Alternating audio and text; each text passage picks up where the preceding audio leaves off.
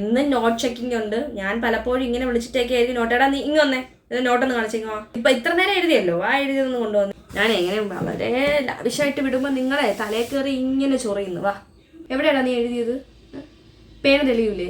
കാണാൻ പറ്റാത്ത പേനയാണോ? ഒന്നും എഴുതിയില്ലല്ലേ? ഇവിടെ ഇവിടെ ഇനി മുതൽ അവിടെ ഇരുന്നാൽ മതിയേ. ഇവിടെ ഇരി. നിങ്ങൾക്കറിയാത്തൊരു കാര്യമുണ്ട്. ഈ കാണുന്ന ഞാനല്ല ഞാൻ.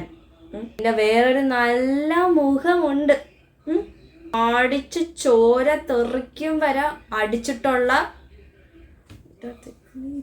പോയി ചോരയിലെ പാടൊക്കെ ഇങ്ങനെ എൻ്റെ മുഖത്ത് വീണ് ചരിത്രമുണ്ട്. അതെന്നെ കൊണ്ട് തുറപ്പിക്കരുത്. എഴുത്. കിട്ടിയോ ആൻസർ? എന്താണ് കിട്ടിയ? തെറ്റാണെങ്കിൽ പറ. എല്ലാവരും ഇംഗ്ലീഷ് നോട്ടൊന്ന് എടുത്ത് വെച്ചേ. ടീച്ചർ വരുമ്പോൾ തന്നെ അപ്പോഴെ തന്നെ ഇംഗ്ലീഷ് നോട്ട് കാണണം. നീ ഇവിടെ ഇരുന്നാൽ മതി. എടാ ഇവന്റെ ബുക്ക് ബാഗിൽ നിന്ന് എടുത്തേ. കൊണ്ടുവന്നോ? ഇല്ല, ഇംഗ്ലീഷ് മീഡിയം നീ ഇവിടെ ഇരിക്കണ്ട. അതിനവിടെ പോയി ഇരുന്നാൽ മതി. എന്നെ കൂടെ നാണം കെടുത്തരുത്. നിങ്ങൾ ഡിസ്കസ് ചെയ്ത് മനസ്സിലാക്കൂ. എന്റെ കൂടെ ഇരിക്കുന്നവർ പൊട്ടനാണോ എന്റെ കൂടെ ഇരിക്കുന്നവർ ബുദ്ധിമാനാണോ എന്ന് നിങ്ങൾ തന്നെ മനസ്സിലാക്കുക. കുറെ നേരം എല്ലാം എന്നെ നോക്കിക്കൊണ്ടിരിക്കുന്നു. എന്താണ് ഇവിടെ ഭയങ്കര സൗന്ദര്യമാണോ എനിക്ക്? ഇവിടെയാണോ? മുടി നരയ്ക്കും.